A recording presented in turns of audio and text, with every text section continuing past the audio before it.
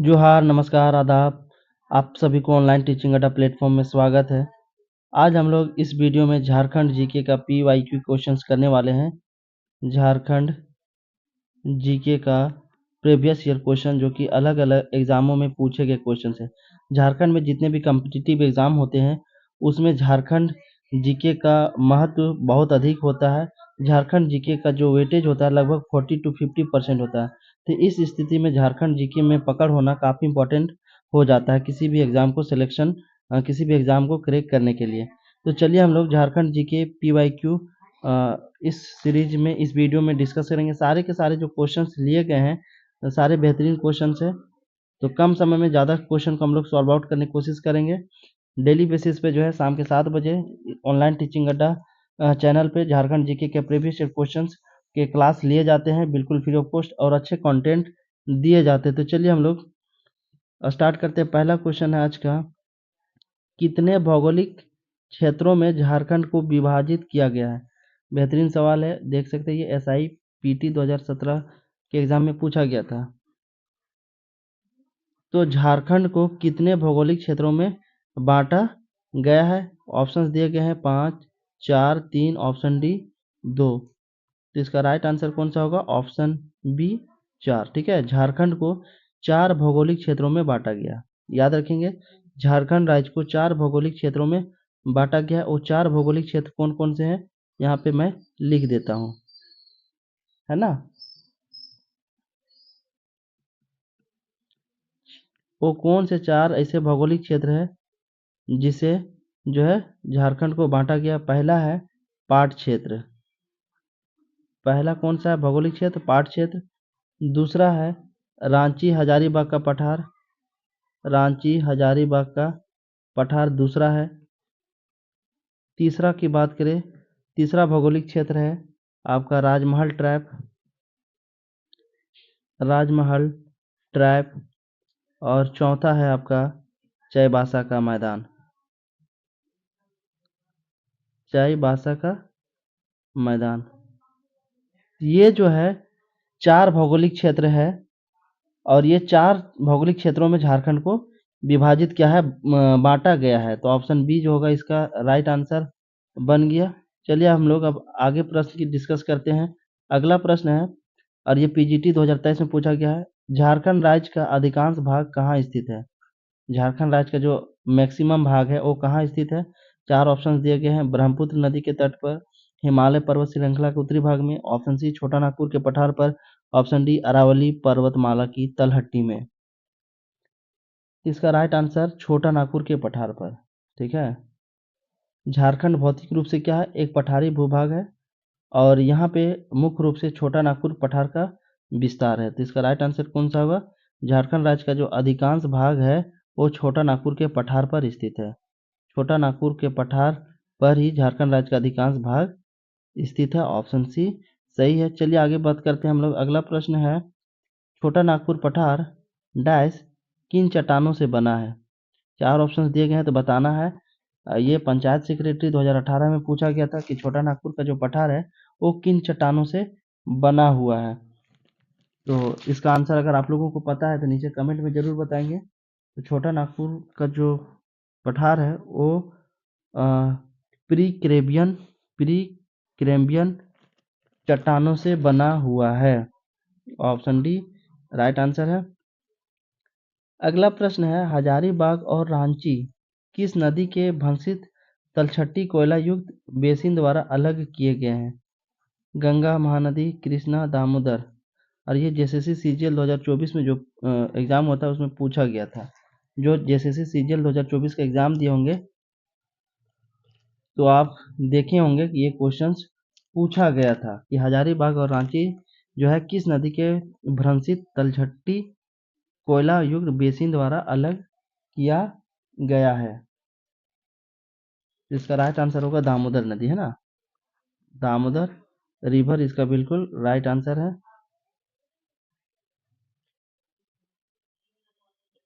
अगला प्रश्न क्या पूछा गया था? ये 11 से 13 JPC जो हुआ था 2024 में, ये भी एग्ज़ाम काफ़ी विवादों में रहा और इसमें ये पूछा गया था कि झारखंड में सबसे ऊंचा स्थान कौन सा है? तो झारखंड का सबसे ऊंचा स्थान कौन सा है? झारखंड का सबसे ऊंचा स्थान नेत्रहाट है ना। झारखंड का सबसे ऊंचा कौन है? नेत्रहाट है। और इसकी ऊंचाई लगभग कितनी है? 1180 मीटर है। कभी कभी ऊंचाई भी पूछ लिया जाता है कि नेत्रहाट की जो ऊंचाई है, नेत्रहाट की वो कितनी है? 1180 मीटर है पर्वत की।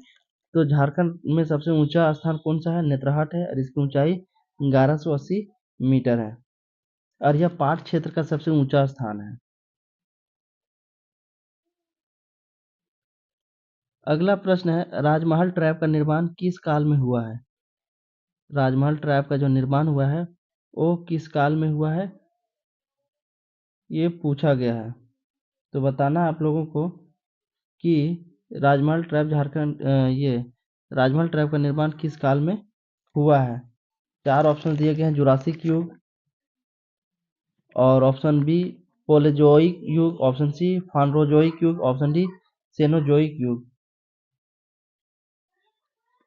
इसका राइट आंसर क्या होगा? इसका राइट आंसर होगा ऑप्शन ए जुरासिक युग, है ना।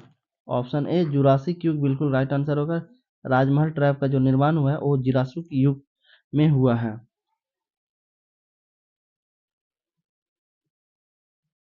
नेक्स्ट है, राजमहल ट्रैप झारखंड के किस भाग में स्थित है? ये LDDY कलेक्टर एग्जाम 2006 में पूछा गया था कि राजमहल ट्रैप झारखंड के किस भाग में स्थित है।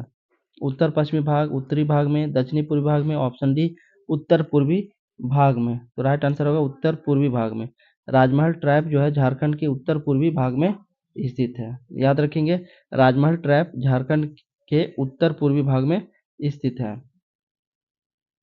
चलिए हम लोग अगला प्रश्न की ओर बढ़ते हैं, डिस्कस करते हैं। धनजोरी उच्च भूमि झारखंड राज्य के किस भाग में अवस्थित है? देख सकते हैं ये जेपीएससी सीडीपीओ का जो एग्जाम हुआ था 2024 में, इसमें ये क्वेश्चन पूछा गया था कि धनजोरी उच्च भूमि झारखंड राज्य के किस भाग में अवस्थित है। 4 ऑप्शन दिए गए हैं, दालमा पहाड़ी क्षेत्र, पाट उच्च भूमि क्षेत्र, पलामू उच्च भूमि, ऑप्शन डी देवघर उच्च भूमि।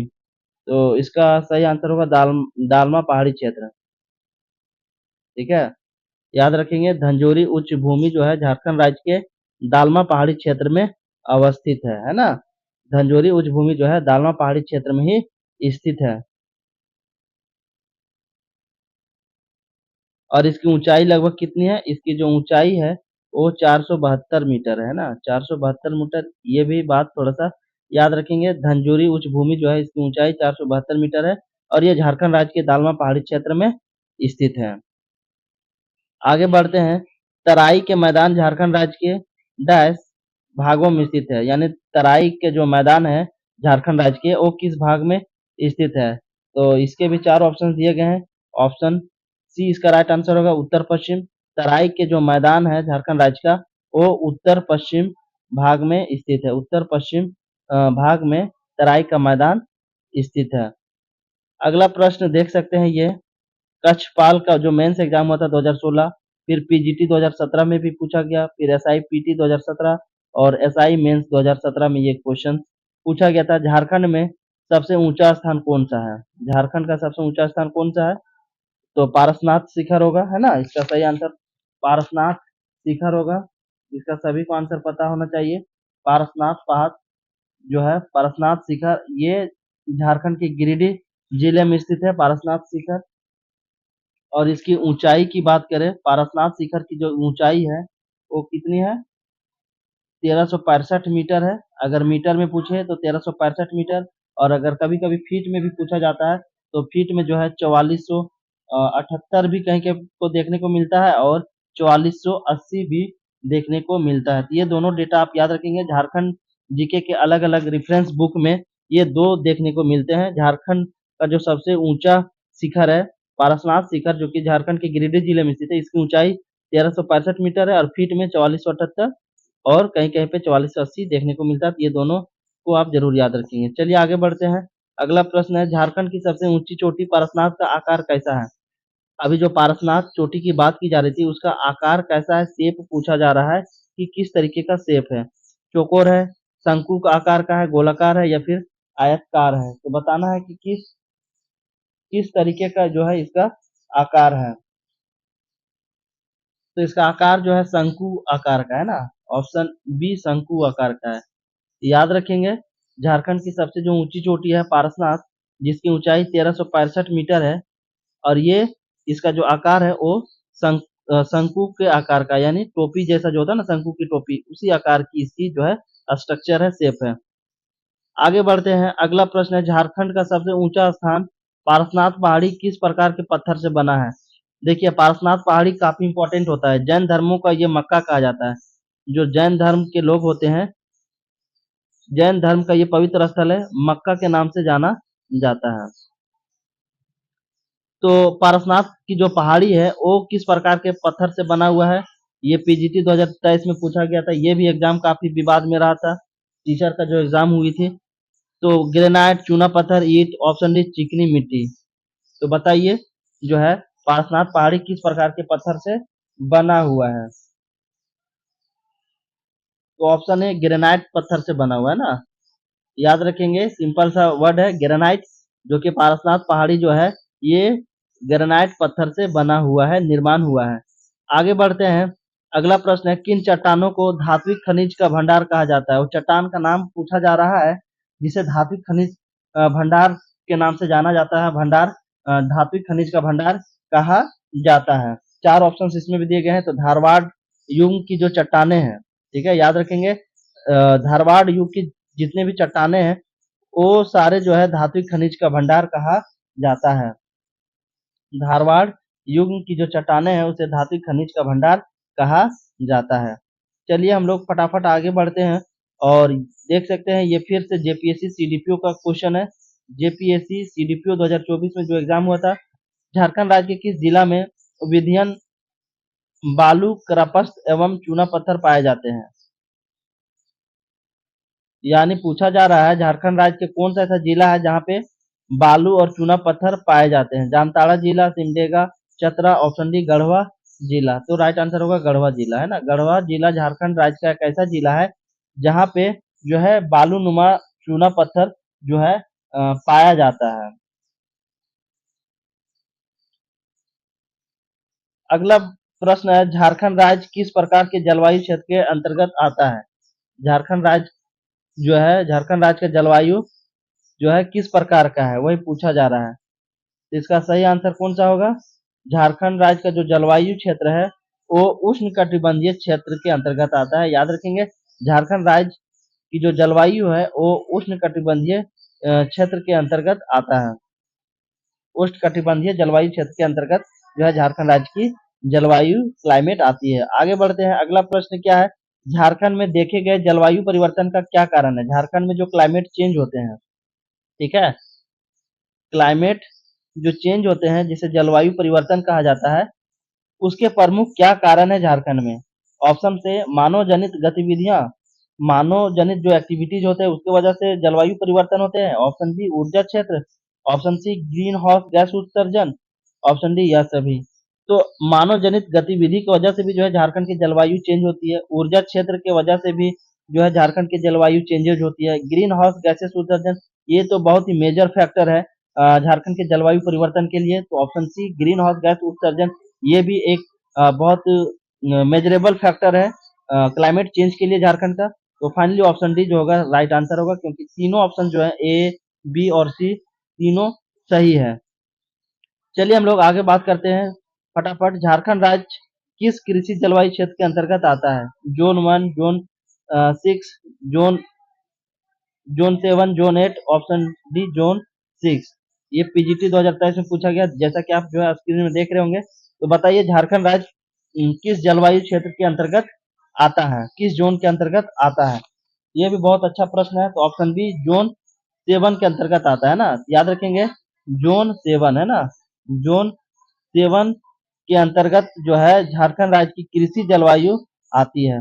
ये क्वेश्चन अगर पूछा जाए किसी एग्जाम में कि जो है झारखंड राज्य की कृषि जलवायु, सॉरी माफ कीजिएगा, झारखंड राज्य जो है किस कृषि जलवायु क्षेत्र के अंतर्गत आती है, तो जोन 7 के अंतर्गत आती है। आगे बढ़ते हैं। अगला प्रश्न क्या पूछा जा रहा है, जेएपीसीसी द्वारा जलवायु परिवर्तन पर राष्ट्रीय योजना कब जारी की गई है? तो JAPCC का फुल फॉर्म क्या होता है? कभी कभी जो है डायरेक्ट फुल फॉर्म भी पूछा जाता है। तो JAPCC का जो फुल फॉर्म है, ये है आपका Jharkhand action plan on climate change, है ना। लिख देता हूं यहाँ पे, Jharkhand Jharkhand action Jharkhand action plan on climate change, है ना, क्लाइमेट चेंज, ये है इसका फुल फॉर्म। याद रखेंगे। तो चलिए हम लोग इसके आंसर की ओर बढ़ते हैं। तो Jharkhand action plan on climate change यानी JAPCC द्वारा जलवायु परिवर्तन पर राष्ट्रीय योजना कब जारी की गई थी? चार ऑप्शन इसमें भी दिए गए हैं। 30 जून 2006, ऑप्शन बी 30 जून 2007, ऑप्शन सी 30 जून 2008, ऑप्शन डी 30 जून 2009। तो बताइए इसका आंसर कौन सा होगा? ऑप्शन सी 30 जून 2008, है ना। याद रखेंगे। JAPCC द्वारा जलवायु परिवर्तन पर राष्ट्रीय योजना कब जारी की गई थी? तो 30 जून 2008 को किया गया है। याद रखेंगे। चलिए आगे बढ़ते हम लोग। अगला प्रश्न क्या है? झारखंड में वर्षा किस मानसून से होती है? झारखंड में जो वर्षा होती है वो किस मानसून पर निर्भर करती है, किसके वजह से होती है? उत्तर पूर्वी मानसून, दक्षिण पश्चिमी monsoon, option C norwester, option D उपयुक्त में से कोई नहीं।